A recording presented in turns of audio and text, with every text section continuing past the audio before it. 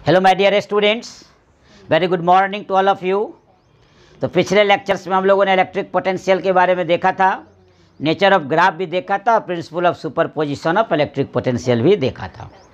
एक sample problem बनाए थे, हमने कहा था कि आगे का प्रॉब्लम्स और आगे बनाएंगे, लेकिन एक electric potential due to electric dipole को पहले पढ़ा लेते हैं, उसके बाद हम लोग प्रैक्टिस प्रॉब्लम को देखेंगे साथ साथ।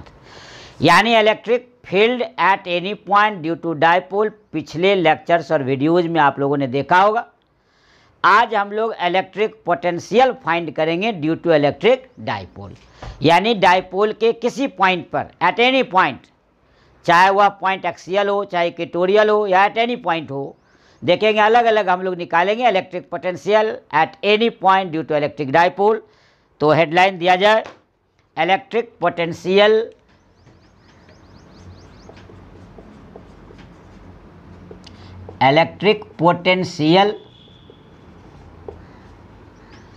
at any point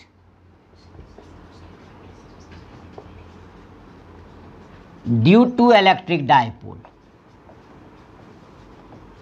Electric potential at any point due to electric dipole। आपको वेरी फर्स्ट लेक्चर के बाद से ही आपको पता चल रहा है कि इलेक्ट्रिक डायपोल क्या है। एक सिस्टम है, एक अरेंजमेंट है, एक व्यवस्था है जिसमें दो चार्जेज होंगे, इक्वल मैग्नीट्यूड और अपोजिट नेचर का होगा। यदि एक प्लस होगा तो एक माइनस होगा, मैग्नीट्यूड दोनों के सेम होंगे, नेचर अपोजिट है और सर्टेन डिस्टेंस से सेपरेट होगा, वह अरेंजमेंट और सिस्टम कहलाएगा इलेक्ट्रिक डायपोल। अब देखिए एक छोटा सा फिगर खींचता हूँ मैं, आपको क्लियर पता चलेगा। देखिए ये आपका इलेक्ट्रिक डायपोल, इसके पास दो चार्ज, देखिए आपका ये आपका सेंटर है, इससे किसी पॉइंट P पर यहाँ इसको हम लोग प्रोड्यूस बैक करते हैं और इस पर से इस पर परपेंडिकुलर ड्रॉ करते हैं। ध्यान से देखेंगे, ये एंगल थीटा होगा और ये अपोजिट एंगल भी इसका थीटा होगा। यहाँ प्लस Q है और यहाँ माइनस Q है। क्लियर? अब देखिए गौर से, इससे इसको ज्वाइन कर दिए हम और इससे इसको ज्वाइन कर दिए। इसकी दूरी R1 और इसकी दूरी R2 मान लिए। ये आपका सेंटर है O, ये जो आप देख रहे हैं डायपोल का सेंटर O है, O और ये P एक पॉइंट है, यहाँ हम लिख दें OP बराबर R, यानी ये जो देख रहे हैं आप, ये O से P तक, ये R डिस्टेंस को बता रहा। ये ए भी डायपोल है, देखिए यहाँ से परपेंडिकुलर इस पर भी डाल देंगे प्रोजेक्शन डाल दिए। ये बी से ये बी एम हो गया और ये ए से ए एन हो गया। क्लियर है? ये आपका परपेंडिकुलर ड्रॉ हो गया। आपको निकालना का है इलेक्ट्रिक पोटेंशियल इस पी पॉइंट पर, जो सेंटर ऑफ द डायपोल से पी तक की दूरी कितनी है, OP बराबर R। ध्यान रखेंगे हम लोग क्या करेंगे, इलेक्ट्रिक पोटेंशियल का जनरल फार्मूला पिछले लेक्चर्स में वीडियो में आपने देखा होगा। कहता है इंडिविजुअल चार्ज के कारण पोटेंशियल निकालेंगे और सबको एलजेब्रा की तरह ऐड कर देंगे। जैसे इस Q के कारण P पॉइंट पर पोटेंशियल, इस चार्ज Q के कारण P पॉइंट पर पोटेंशियल, दोनों अलग अलग निकाल करके यदि हम एलजेब्रा की तरह ऐड कर दें तो हमको total potential at the point पे ड्यू टू इलेक्ट्रिक डायपोल हो गया। ये जो आप देख रहे हैं यही इलेक्ट्रिक डायपोल AB है, जिसके पास दो चार्जेज हैं, दोनों इक्वल मैग्नीट्यूड का है, अपोजिट इन नेचर है, एक माइनस एक प्लस। तो हमेशा डायपोल मोमेंट का डायरेक्शन क्या होगा, माइनस से प्लस की ओर। ये जो डायपोल मोमेंट है यानी कि P दिखा रहे हम, तो ये डायरेक्शन हमेशा माइनस से प्लस की ओर होगा। ध्यान रखेंगे डायपोल मोमेंट पहले से पता है आपको, P बराबर Q इंटू 2L। ये आपका डायपोल मोमेंट का फॉर्मूला होता है मैग्नीट्यूड के रूप में, ये हमेशा ध्यान रखेंगे। और डायपोल मोमेंट OP के साथ थीटा एंगल बनाता है। तो ये डिस्क्रिप्शन है। अब देखिए अलग अलग हम लोग निकालते हैं और ऐड कर देते हैं। लिखते हैं consider AB is an electric dipole of length 12। ये जो देख रहे हैं आप यहाँ से यहाँ तक, ये जो ए और बी तक का जो डिस्टेंस देख रहे हैं यहाँ से यहाँ तक, ये आपका 12 है। ये सेंटर है इसलिए ये एल भी और ये भी एल होगा, ध्यान रखेंगे। आधा आधा, ओ से ए तक एल, ओ से बी तक एल, टोटल 12। वही लिखे हैं length 12 and its centre is O. Again let P be a point at a distance R from the center of dipole where electric potential is to be calculated. Again, the dipole moment P max an angle theta with OP as shown in figure. Now join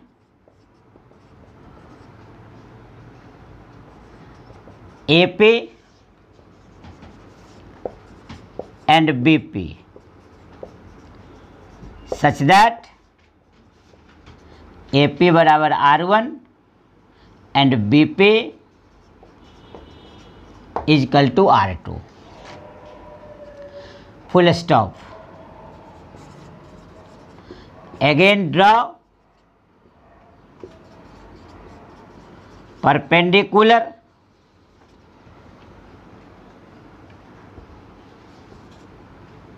perpendicular BM on OP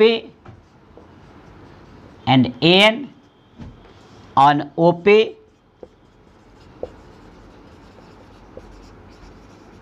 produced back। Full stop हो गए। अब हम लोग क्या करेंगे, अलग अलग potential निकाल के ऐड कर देंगे। अब हम लोग सबसे पहले कहाँ निकालते हैं, देखिए P पर माइनस Q के कारण। Now the electric potential at P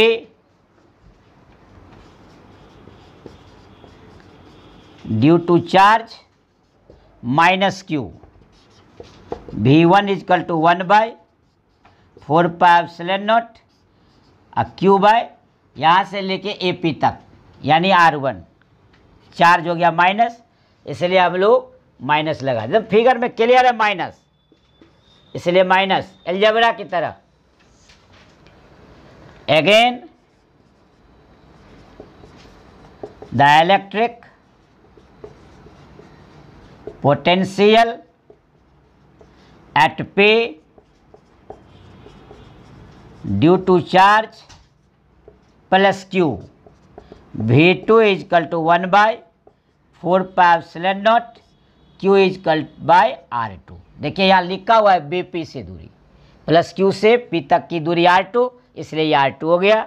equation number 2। आपको तो total potential due to dipole चाहिए, क्या करेंगे, अलजेब्रा की तरह V1 और V2 को ऐड कर देंगे। Therefore total electric potential at P due to electric dipole V is equal to V1 plus V2। ये आपका हो गया equation 3। Putting the value of equation 1 and 2 in equation 3 we get, हम लोग क्या किए, माइनस क्यू के कारण V1 निकालिए प्लस क्यू के कारण V2 निकालिए। हमको टोटल चार्ज एट P निकालना है, दोनों को अलजेब्रा की तरह ऐड कर देंगे और V1 V2 का वैल्यू रख देंगे तो V निकल जाएगा एट द पॉइंट P। अब हम लोग वैल्यू रख दें, हम लोग लिखते हैं V is equal to, V1 और V2 का वैल्यू रख दिया जाए तो Q/4πε0 कॉमन और 1/R2 में से 1/R1 घटा लेंगे, इसलिए कि R1 के साथ माइनस क्यू था और R2 के साथ प्लस क्यू था, इसलिए उस वैल्यू को हम लोगों ने रख दिया। इक्वेशन नंबर अब 4 कर देंगे। अब देखिए फ्रॉम फिगर क्या देख रहे हैं आप, देखिए AP जो है आपको R1 वो इक्विवेलेंट हो जाएगा NP, क्योंकि जहाँ से प्रोजेक्शन डाले आप और डायपोल के इस एनी पॉइंट पर है तो नेचुरल है जिस पॉइंट को लिए हैं उसी के अलोंग जो लाइन हुआ है उसी को प्रोजेक्ट किए आप, यहाँ से प्रोजेक्शन डाल दिए, इसका ये मतलब है, और यहाँ से प्रोजेक्शन डाल दिए। ये एक सीधा सा सामान बात देखिए, एक पेड़ खड़ा है, आपको प्रोजेक्शन डालना है कि ये कहाँ तक जा सकता है, तो क्या करते हैं आप, इससे परपेंडिकुलर डाल दिए तो नेचुरल ये प्रोजेक्शन आ गया कि ये इतना दूर तक जा सकता है। यही बात को ये बता रहा कि यहाँ से ये AP है ये इक्विवेलेंट NP के बराबर है। तो फ्रॉम फिगर देखिए AP is equal to R1 identical NP, और NP को क्या लिख सकते हैं आप, OP अब प्लस ON। OP कितना बताए हुए हम R, और ON कितना हो जाएगा L cos थीटा। देखिए आपके सामने है फिगर, देखिए cos थीटा ले लेंगे B/H, ये 90 डिग्री है सामने वाला H और इसके सामने परपेंडिकुलर, तो नेचुरल है बेस बचा कौन ON, और डिवाइडेड बाय हाइपोटेनस कौन OA, और OA है कितना तो L, तो नेचुरल है L cos थीटा हो जाएगा ON के जगह। देखिए ON क्लियर हो गया। अगेन हम लोग आते हैं BP is equal to R2 identical PM, और PM को क्या लिख सकते हैं OP अब minus OM, OP minus OM, O से P तक R और माइनस OM, ये दूरी भी हो जाएगा L cos थीटा। देखिए इसमें क्लियर हो रहा है, इसमें भी हम लिख दें cos थीटा इजकल टू ये सामने वाला परपेंडिकुलर, ये हाइपोटेनस, तो ये बेस हो जाएगा OM और हाइपोटेनस L हो जाएगा यानी OB। अब तो क्लियर हो गया, दोनों के लिए यूज कर लिए आप। तो इस तरह आपका ये आप क्या करेंगे, R1 और R2 का वैल्यू 4 में रख देंगे। Now putting the value of R1 and R2 in equation 4, V is equal to Q/4πε0 1/R2 यहाँ पर है, R2 यहाँ पर है, यानी R minus L cos theta divided by R plus L cos theta. आराम से इसका LCM ले लेंगे, Q/4πε0, देखिए ये यहाँ और ये यहाँ आएगा,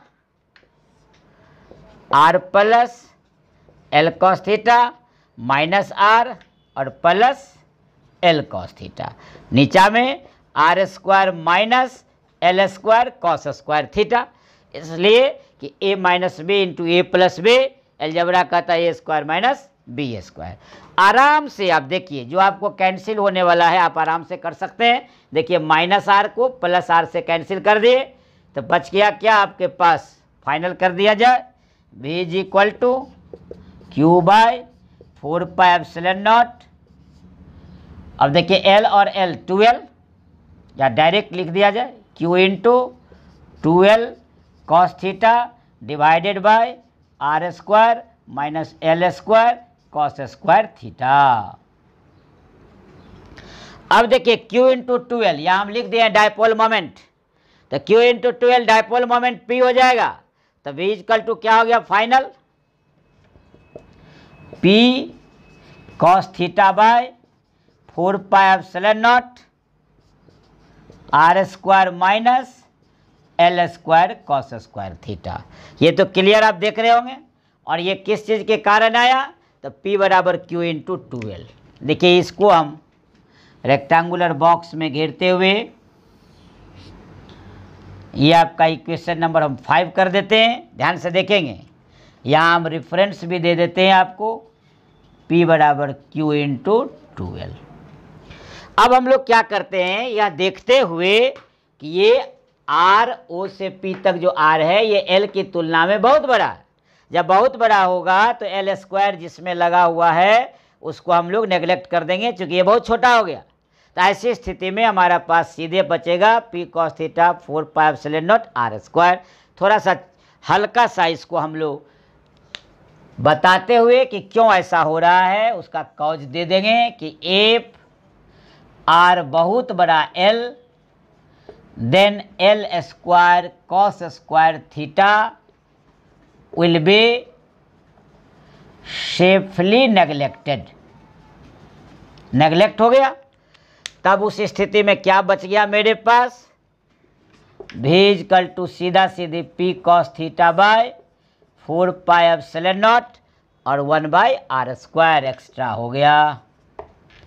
अब देखिए ये फाइनल टच आप ले आए जब आपके पास ये आपका जनरल फॉर्मूला निकल गया electric potential at any point due to dipole, equation number 6।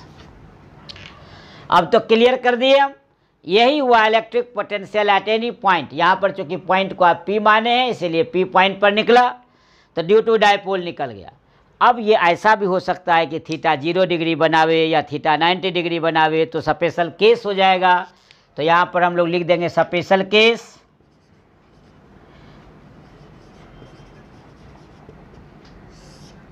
देखिए केस नंबर 1, केस 1 में हम लोग क्लियर कर दें, एफ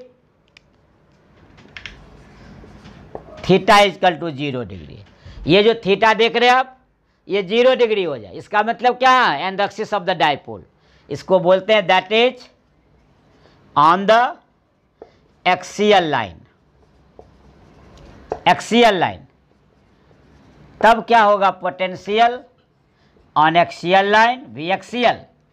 देखिए थीटा 0 डिग्री तो cos 0 1, तो आ गया general formula P by 4 pi epsilon naught और 1 बाई R स्क्वायर।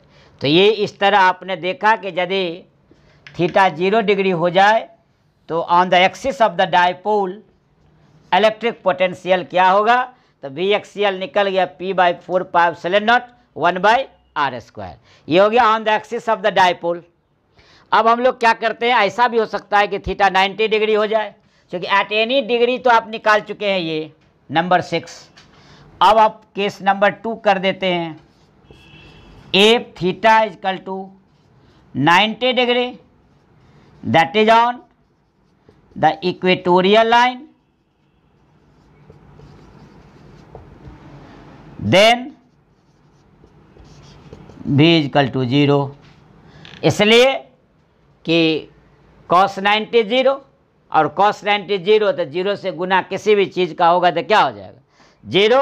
इसलिए क्लियर हो गया कि यहाँ जो आप देख रहे हैं v इजकल टू 0, इसको हम पूरा लिख दें, देन v एक्सियल के जगह यहाँ हम लोग v इक्वेटोरियल और ये हो जाएगा 0। तो इस तरह आपने देखा कि v एक्सियल के पास कुछ वैल्यू आया लेकिन v इक्वेटोरियल का वैल्यू नहीं आया। तो ऑब्जेक्टिव सोल्व कि on the equatorial line electric potential will be equal to 0, on the axial line potential will be such. तो ये क्लियर हो गया होगा। अब 1 मिनट थोड़ा समझने के लिए आप देख लीजिए, आपका परीक्षा में यदि क्वेश्चन आता है कि find the expression for electric potential at any point due to electric dipole, तो इसी तरह फिगर बनाकर और इसको एक्सप्लेन कर देंगे, यही आपका क्लियर जवाब होगा। Out of 5 marks you will be allotted 5 marks. अब आपको थोड़ा सा नॉलेज के लिए ऑब्जेक्टिव परीक्षा का जमाना है, एक हल्का सा हम यहाँ आपको दिखा देते हैं, एकदम छोटा सा बात, 1 मिनट के लिए आपको बस इतना ही जगह के मैं दिखा दूँ पहले, ताकि आपका कंसेप्ट और क्लियर हो जाए इक्वी पोटेंशियल का कि आखिर इक्वेटोरियल लाइन पर 0 होने का क्या मतलब हुआ। ये देख लीजिए, ये जो आपका इक्वेटोरियल लाइन की बात हम लोग कर रहे थे, ध्यान से देखेंगे आप, देखिए यही आपका डाइपोल है। आप अभी देखे थे -q + q, दोनों के बीच सर्टेन डिस्टेंस 12, हम इसका परपेंडिकुलर बाइसेक्टर ले लिए, यही आपका r था, ये मान लीजिए P पॉइंट है।